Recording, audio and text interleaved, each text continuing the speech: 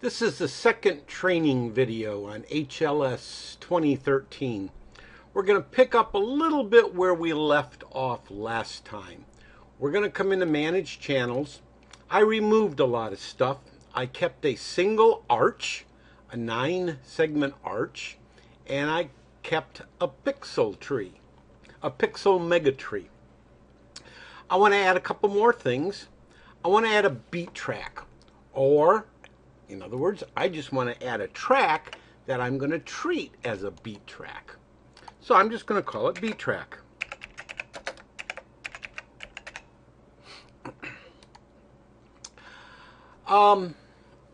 Share something. An RGB channel within HLS in the editor is a single row. So we've condensed 3 single channels into a single one.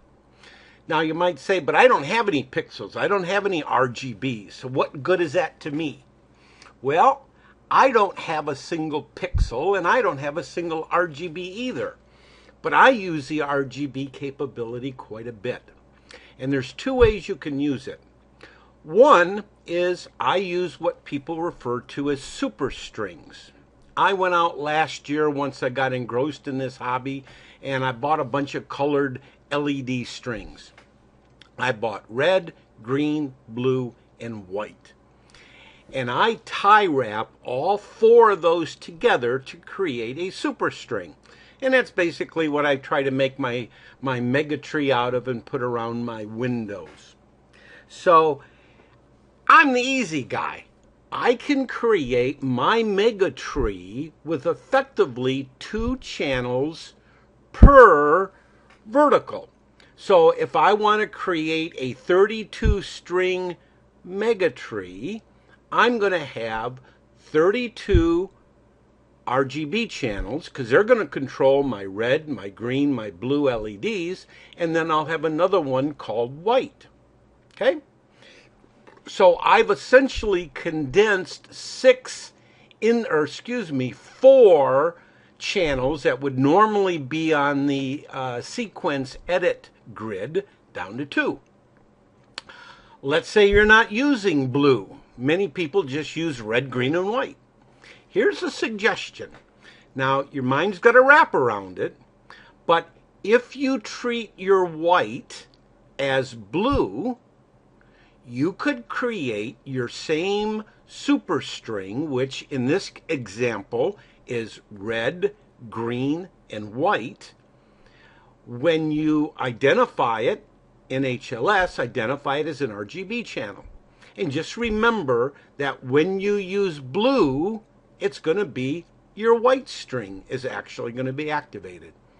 Now you've gone from 3 strings that you would normally have in your editor to 1. So we're going to have our beat track here, and we're going to keep it in color 1.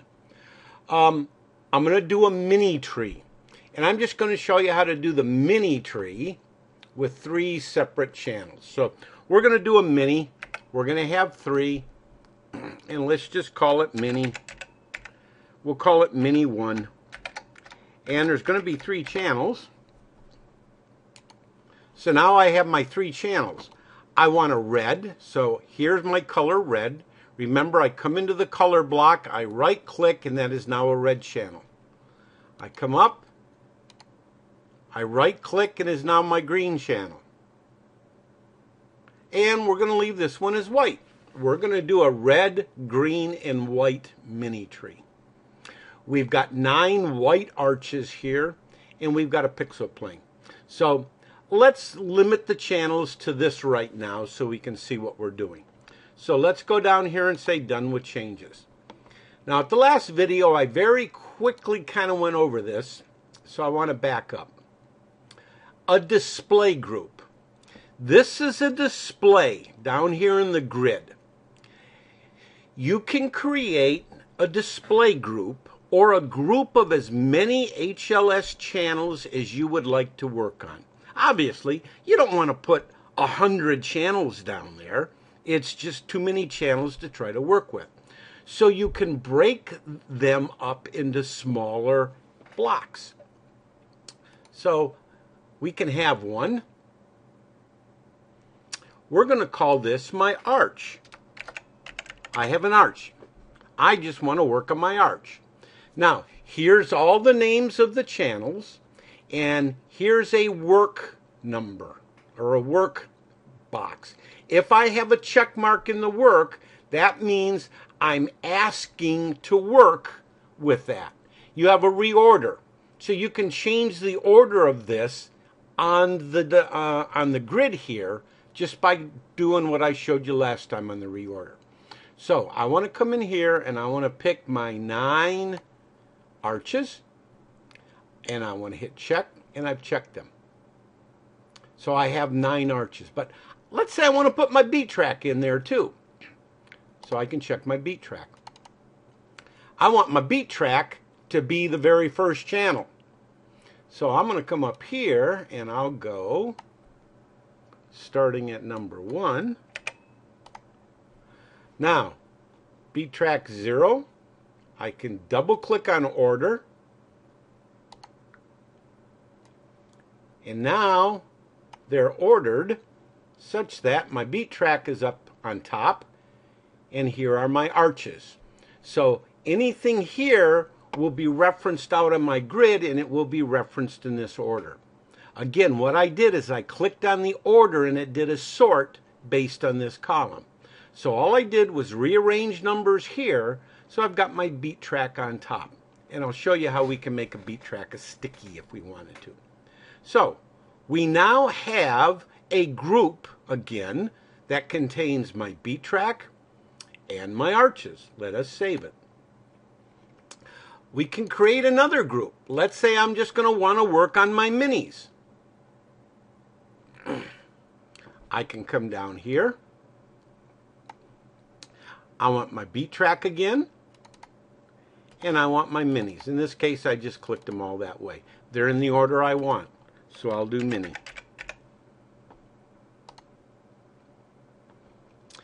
I want to create another one just to show you. I'm going to show you here in a little bit what we can do with pixel planes. We can actually, and I'll do it when we look at segments, but I'll create it now. So I'm going to create a group that has my first string of 40 pixels. Remember, our pixel strings were 32 strings at 40 pixels per string. So we're going to call this string string1 of megatree. Okay? And let's check it. There we go. So if you notice, I have started to create quite a few different work groups. All I have to do then is I can come in and I can say, I want to work now on a specific work group. I'm just going to pick the arch. Here's my arch. Here's my beat track. Here's my 9 arches. So let's talk about beat tracks first of all. Remember we did Music Box Dancer. Most of the other sequencers, you got to try to listen to the music and you got to sit there and go over it back and forth and click and everything else. And I give you that capability too. I'll show you. We can come up and do a Manage Channels, select a beat track. That's my beat track. Now, if I activate this and I hit play, all I have to do is hit the left mouse button or the control key on the keyboard. And the control key on the keyboard is probably a little faster responsive than the mouse key, but I'll show you. As it plays, control key, control. So as you notice, we can drop effects. To delete them, all I'm going to do is put a selection box around it, hit the delete key, and they're gone. Let me show you a much more accurate way. It comes with DSP. DSP stands for Digital Signal Processing. Back in the days when we all used analog electronics, you had filters, and that's all these are. These are filters. There's low-pass filters, which means we're going to keep the low frequencies, throw away the middles and the highs. There's a high pass, which means we're going to keep the highs. We're going to try to get rid of the lows and the middles. And there's a band pass, which means we want what's around a certain frequency, and on either side we want to get rid of it. We're going to use for low pass because beats are typically your low. Your beat is your drum or something of low frequency, if you like my little humor there. Okay? I'm going to pick a corner frequency of 500. Now, when you're dealing with filters, low pass and high pass, think of it as kind of a cliff or a hill. You're on top of the hill for the low pass at low frequencies, and then you hit a point where it starts rolling down. Now, typical filters roll down at a 3 dB slope at the corner frequency. This is the corner frequency. This order tells you how steep that slope is. You can go up to an order of 10. Every order makes it another 3D steeper slope. So we're sitting at a 15 dB slope. A 1 dB slope, think of a sledding hill. A 10 dB slope, think of as a sheer cliff to the most part. What you're trying to do is decide how much over this corner frequency you want to let in. I'm just saying I'm going to pick 5. I'm going to pick a low frequency of 500 and a gain of 1. Now, if you wanted to, you could click Perform DSP function and look at what it looks like to make sure you actually get what you think it wanted to appear. I already know that 500 works, so we're just going to click OK. HLS is now going out and it's applying its filter to this. Now, we're going to play it, but I want to show you. If you notice, all of this is there's not a lot of low frequencies in that. That's why it's all kind of the way it is. We get a pop there. Here you go. Here's where the beat starts. Now you see each one of these beats? Everyone thinks that when you do a beat that you can say, I want to start here and I want to go every 700 milliseconds and there's going to be a beat.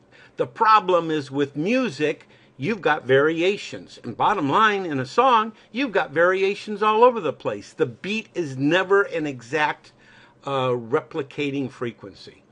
So, you can look here. The nice thing about HLS and DSP, it allows you to actually see the beat. Now, I'll show you. We'll back up here. Now, in HLS, if I was to right-click here, I drop a red marker. A red marker on the timeline is a play from mark. If I hit the control key, let's come over here.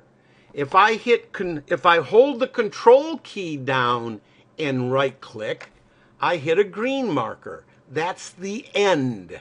When we're playing, here's what happens when you hit the end. On stop, stay where you are. These are when you hit stop. Okay? So, let's play from mark, and I want you to watch now. Listen here.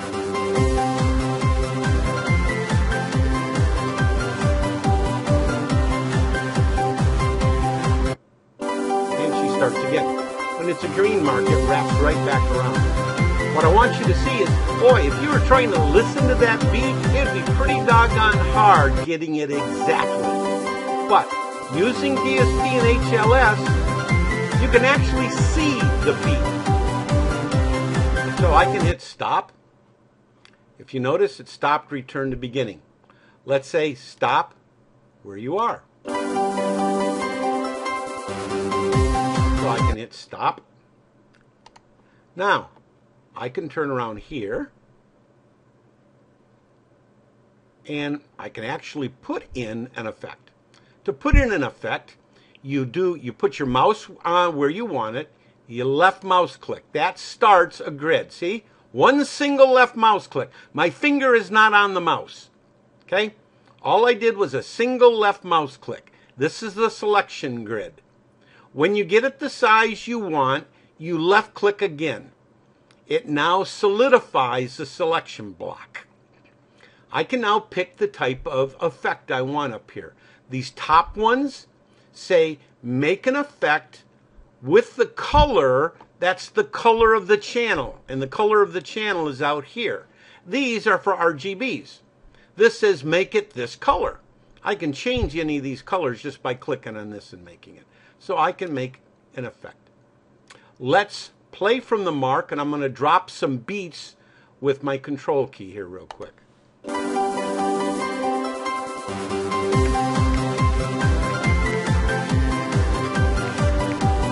Okay. So, boy, that's pretty doggone quick to be hitting it with your, here they are. So, if you notice, this one here, well, depends on where you want your beat. If you notice this one, I was kind of getting in a rhythm and going tap, tap, tap, tap, tap. But if you notice, this one is probably one time tick off. To move it, you grab it and you move it. Click. So, back up because you can't see my finger. Put your mouse on the first. Let's show you something here. Let us just create a long effect. Back up. Escape is your friend. If you get in trouble and things don't work, hit escape. It will bail you out of the selection process. So, to start a selection box, put the cursor where you want it, single left mouse click. Now you can make the box as big as you want it. We're going to make it that size. When you get it the size you want, single left click again. That locks the box. I can pick a level, a ramp up, a ramp down, or a custom. We're going to pick a level. What is the level? Come up to defaults. My level is a 100 intensity. So that's okay. So I come down here and I hit level. And now I have an effect that's at 100% intensity for this long. When you want to relocate this, you don't have to delete it. This is an effect. This is the head of the effect. That is the very first tick cell is the head. The very last tick cell is the tail. Anything else is in the middle. If you click on the head, single mouse click only, you can now move it anywhere you want it. Move it wherever you want it. Left click again and you lock it down and it freezes. If you click on the tail, single left mouse click on the tail. Now you're in resizing mode. You can make it as big as you want it. When you get it as large as you want it, click on it and it locks it down. If you want to change this effect, now how do you just draw a selection box around the cell? Because again, if I simply left click in the beginning, I'm in move mode. So how do we make selection in the first? You do that by holding the control key down and clicking in the first cell. That tells HLS that you've clicked in the head, but you're not in a moving process, you're in a selection process. I could come in here now, select this whole thing. I'll just show you. I can right click, modify this effect. I can make it a ramp down, and let's make the ramp down to 30, and I hit OK. And now I've got a continuous ramp down to 30. I wanted to show you that so you can get an idea of how to work. Oh, see, the box is still there. Got to hit the escape key. If you tried to do something, you weren't going to be allowed to do anything because the selection box was still active. So if things don't appear to be working right, odds are you've got an active selection box. So make sure you hit the escape key. So with that in mind, let's come back to our beat track here. Let's say I want the beat right under here. I got to move it. Left click, move it, left click. That one's good, that one's good, that one's good. This one, let's just move it to there. That one's good, that one's good. So you can then come in and just kind of tiptoe and move these around. let's say though that you really like tapping your finger. You can come up to audio and we can play at 1/4 speed. Play from the mark.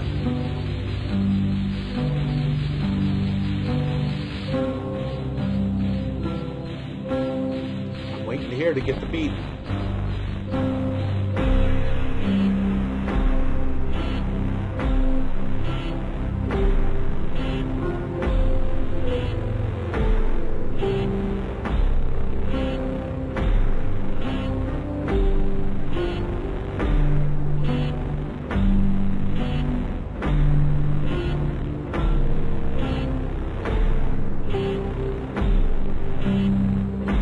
Actually, when I'm listening to it, the actual beat is on the leading edge of this waveform. Okay? Actually, this is where I hear the sound of the beat. So this is right here. So you could actually move it here or here, and you would probably be good. So this one would probably be better off there, because when I'm listening to it, I hear the beat at the head, and then this is probably the resonance coming on down. Okay? So I wanted to take that time to introduce you to how to do a beat track. Now, you can have any multitude number of beat tracks. You can actually do a beat track with RGB and come in and make certain beats, certain colors. So you can have one beat track and know what they mean by whatever color they are. I wanted to introduce you to DSP, specifically to how to do your low frequencies for your beat track.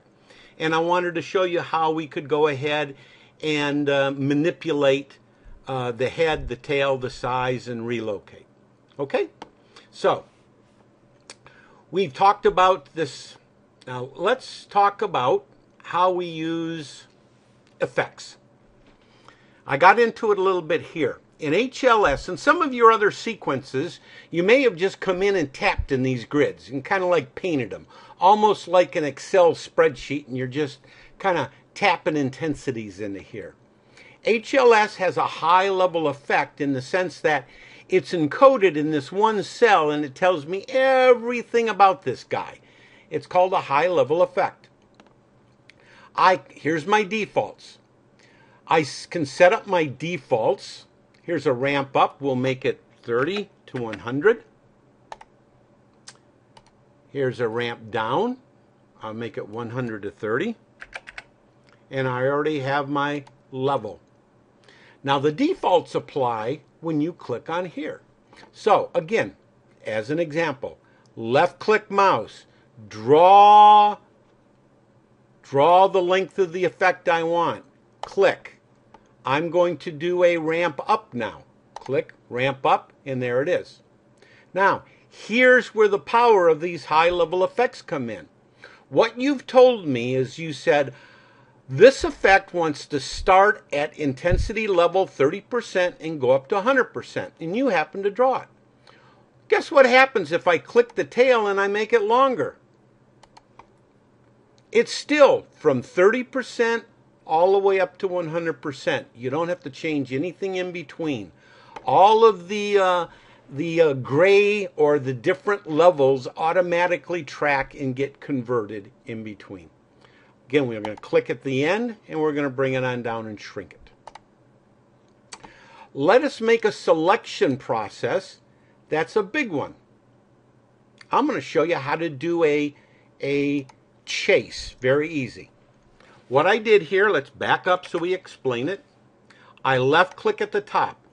I pull my box down. I'm covering all 9 arches now. And looks like I'm covering about 8 or 9. I hit left mouse box, or left mouse, that locks it in.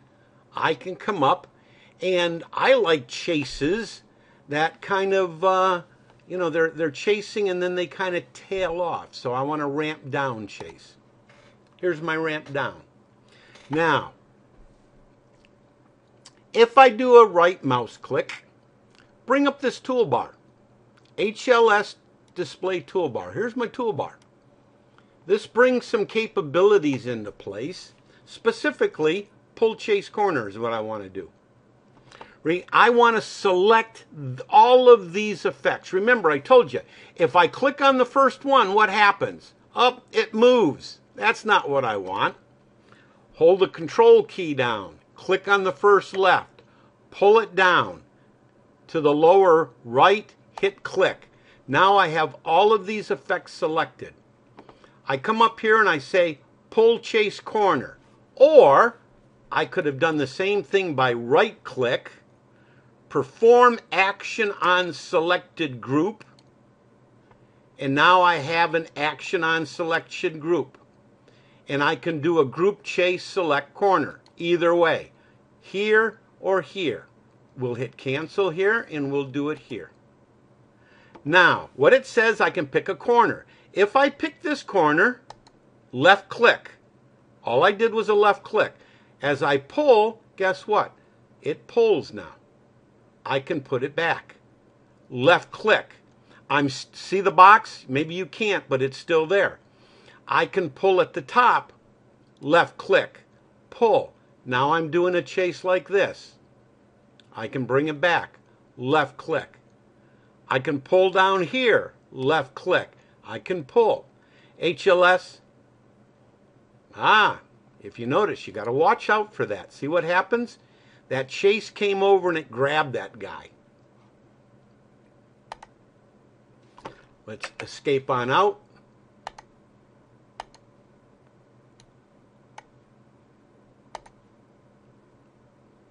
I'm just going to delete him right now. Up. You know who he was? He was this guy over here is what he was. Okay, I'll show you how to do something. You can do a left click, bring it on over, right, and copy from selection block. Now I've copied this thing. If you notice, a copy, it's moving all over the place. I can put it here, left click, right, and I do a paste. If I do a left click again, I'm still back in copy mode. This is one of the areas where the escape might bite you. So I could come over here, left click locks it, right click, paste. Left click, I'm still in copy mode. I can bring that, left click, right click, paste. I'm going to hit escape, and now I'm out of copy mode. I could have come left, hold the left mouse down, left click at the top, select everything. Right click, copy from selection block. There it is. If you notice, I'm moving the whole thing around. Left click, and I do a paste. And now I've got my paste. Okay? So, here's your toolbar. Much of this stuff is for RGB. This is for pulling a chase. Move a selection. How do you move these things? We know how if we click on one, I'm still in, if you notice, I'm still in copy mode. I got to hit the escape button to get out of copy mode. If I click here, I'm going to move that one. So how do I move all of these? If I, again, hold the control key down, well, I'll show you. I don't even have to hold the control key down. I can click here, pull it over to here. Now I've got a box that outlines everything. I can do a move a selection. Now if I put a left click here, everything is moving. I can relocate everything. It won't let me, there we go. I've just picked up that one too. Let's stop it. Hit the escape. I want to separate these a little bit. Do a move. There we go. When you're doing moves, you got to watch, because if you bump into something, it may or may not pick it up. There's a whole lot of work detection coming involved to see if I pick it up. I thought I caught most of them. This one bumped, and this one got picked up in move mode also. So let me show you how to delete. You can come in, and I can, no selection block. I can have a right click on this, and I can come down here, well, perform action on selected group, and I can say delete. And it didn't. Did it delete? I don't remember. Was there 3 or 2 there? I think there was. Anything that's in a selection block, all I got to do is hit the delete key. It's gone. Again, up here, anything in a selection block, hit the delete key. It's gone. So we've covered level, we've covered ramp up, we've covered ramp down. Let me show you custom effects. There's a lot of powerful things you can do with a custom effect. Come up here to effect and says, I want to add or build a custom effect. Let's say you want to do your own random twinkle. Okay? The way a lot of sequencers do it, it's just a cell that's on bright and then it's off. Let me show you how to make a different kind of a twinkle. You can actually build an effect. A custom effect is a combination of multiple effects. I'm going to add an effect. Let us say I'm going to make this type. I'm going to make it a ramp down. I'm going to make it 3 units long. I'm going to start at 100 and I'm going to come down to 50. And I'm going to call this my, we're just going to call it R down. Okay, just very simple. I've done nothing more than make a ramp down, but it is now a custom effect. So, I can make a fairly large selection block here. Again, I just left-clicked here, drew my box, left-clicked here. I can come up to custom. Here's my ramp down. It's asking me, what do I want to do with this? Do I want to randomly distribute it across here? This is kind of like a random twinkle. Do I want it budded? Budded means they're going to be stacked right on top of each other. Periodic means it's going to go at a certain period. This is what's going to kind of give you your shimmer. I want a twinkle. I'm going to have a 20% coverage. I also want random intensity. Remember, my ramp down was from 100 to 30. I'm going to have my minimum random at 50 and my maximum at 100. So my random ring is going to be through here. Let's hit OK. Random won't lock. Okay, come on.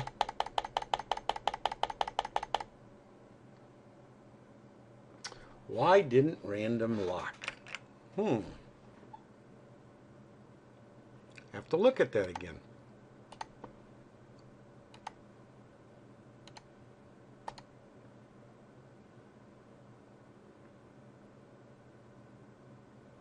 Well, we'll show you what periodic is.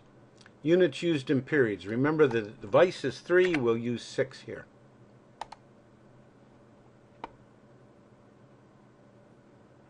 Oh, it didn't like it over multiples. I'm going to have to go back and look at this random. If you notice, we did get random drops here, them coming down. This one is, now here's another thing. If you're looking at an effect, let's say I want to look at this effect right here. If I hold the shift key down and slowly move the cursor into the effect, come on. Hold the shift key down, move it into the effect, there we go. In Windows, you've got to have focus, and for some reason that grid wasn't in focus. So by holding the shift key down and slowly moving the cursor into the effect, I give you the characteristics of the effect. This effect is a ramp down, starting at 98% intensity, ending at 50, and it tells you the starting color and the ending color. It's not RGB, so that does not exist. So that's how you can use a custom effect.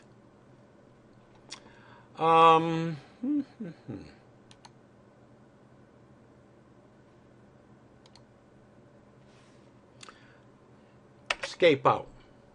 Let's talk about the right mouse button here. We can modify an effect. Escape. If I hold the cursor over that effect and I do a right mouse click, I can hit modify that effect and it'll come up. I can change that effect. I can change it to a level. If I hit OK, that effect now becomes a level. Again, if I click at the end, I can pull it out. I can make whatever change I want with it. Let's look at another right mouse. Change RGB channel for one or more. These are not RGB, so I can't show you that. But I can come in. The color will be over here. You'll see that in a little bit. I can change the color of an RGB channel. I can change the color of more than one RGB effect. Chase them horizontally. That's the same as a horizontal chase here. Add pixel plane. This is where we're going to add something to the pixel plane. Add external pixel plane effect. That is typically going to be an external nutcracker effect. Fill empty space with a common effect. Well, let's look at delete this effect. We've already done that. We showed you copy, paste. Here's your two verticals. So let's look at some vertical ones here. Let's draw, let's do this. Let's do a ramp down, okay? We're going to do a control at the top. We're going to pull it down. We're going to do a pull chase. I'm going to pull it out here. I'm going to hit click. I've already got it highlighted here. It's still in a box. I do a right click and I do a, let's do a copy. Now I've got a copy.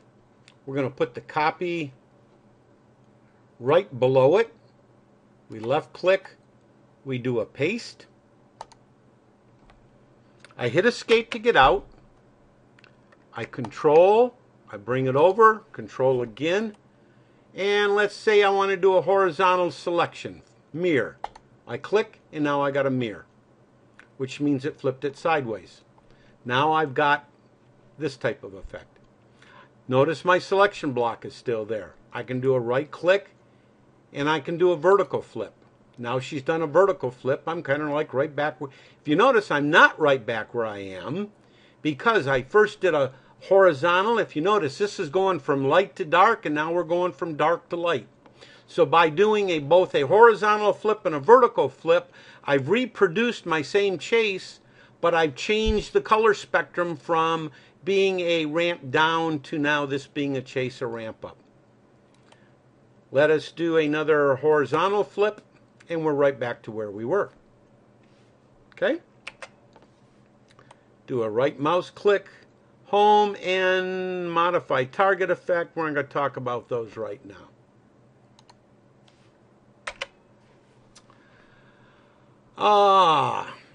That's nuts. Okay, so we're talking about these effects.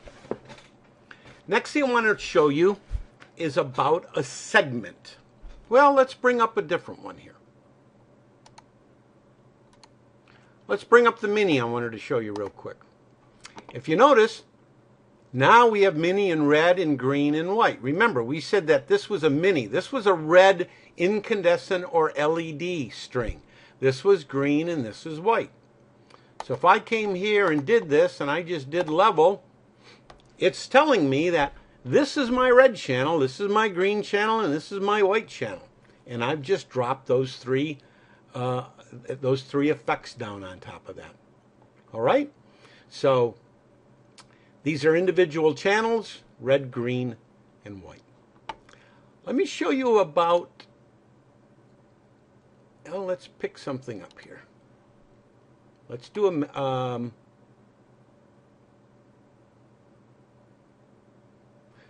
show you this mega tree.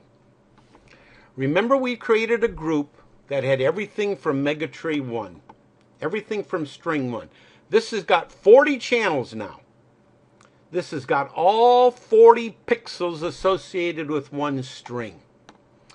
HLS has the pixel plane editor.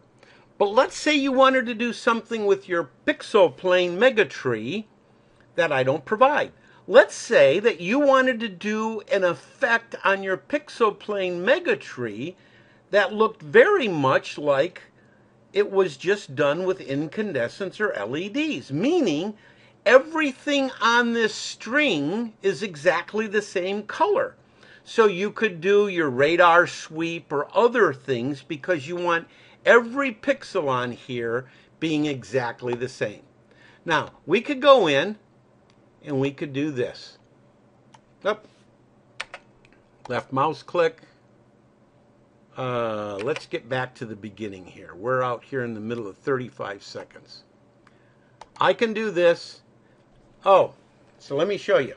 Good thought. I've got a selection block. I've had a lot of people say, well, why don't you just hold the mouse down and drag it? Right now, I'm just moving the mouse. My finger's not holding anything. If I want to go up in time, hit the page up button. I'm still. It follows me right on where I am. Page down takes me back in time. If I go down arrow, I'm paging down in space. Okay? I just hit the page down arrow and I'm here. Now, remember I said these are RGB channels. Remember, they're pixels. Let's make them green. There, they're all green now. So if I was to show this, everything on this would be a single green. But I'd have to make a selection block, pull it down. I'm working with 40 channels. It becomes very cumbersome. This is where a segment comes into play. We come up to Manage Channels, and I can do a segment. I'm going to create a new segment. I'm going to call this my Megatree String 1. And here, I'm going to pick just, if you notice, here's my String 1, Pixel 1, String 1, Pixel 2. I want to come down here, and I want to select to the point where I have String 1, Pixel 40. I hit check. When I hit save, I've now created a segment, a single line that represents all 40 of these channels. Let's go up here, select channels. Let's just add that to my arch. Okay? Remember, here's the display group we have for arch. We want to add something to that. So I want to come down here to modify list. I can come all the way down to the bottom.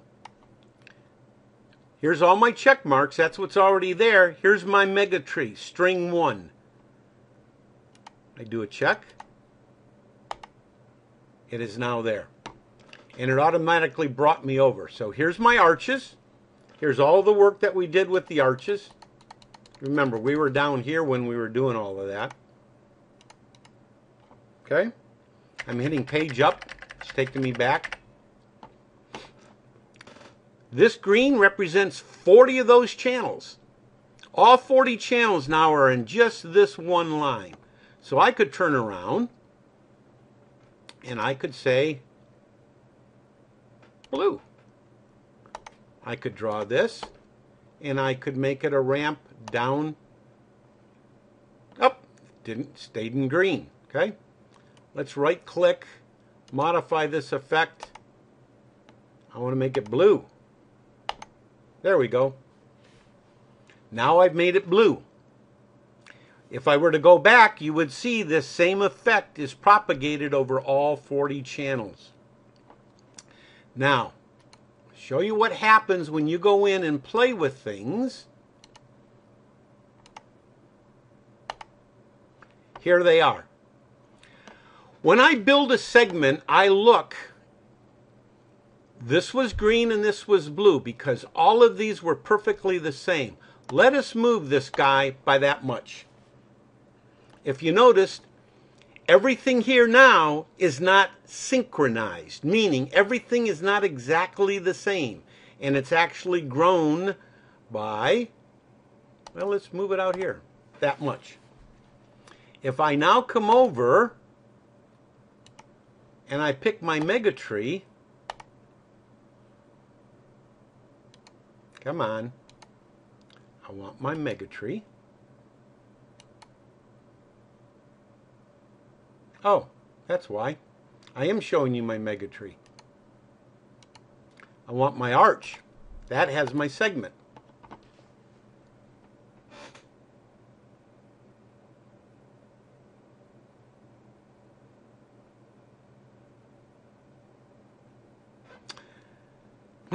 Something has changed when I added my pixel plane editor. What I wanted to show you is this is all supposed to be gray. I guess when I added my pixel plane, because I had to change my segment processing a little bit, this is supposed to be all gray, indicating that everything in this block is not in sync. All the green is there, but this should be all gray. This is why developers have to go in and use the software, not just develop it. This has just crept in since I did my my new pixel plane editor. Okay, so bottom line is this should be all gray. This should be indicating that this time tick does not have every effect totally in sync with itself. But with this, you could actually create 32 segment strings, line these up, and then you could treat your pixel megatree just as if it was an incandescent megatree. I don't want to ramble anymore. I think we've covered an awful lot. I think the first video and this video should pretty much get everybody that's interested in using HLS at least the ability of being able to start putting down effects and actually producing something. Okay? So with that, I hope you enjoy.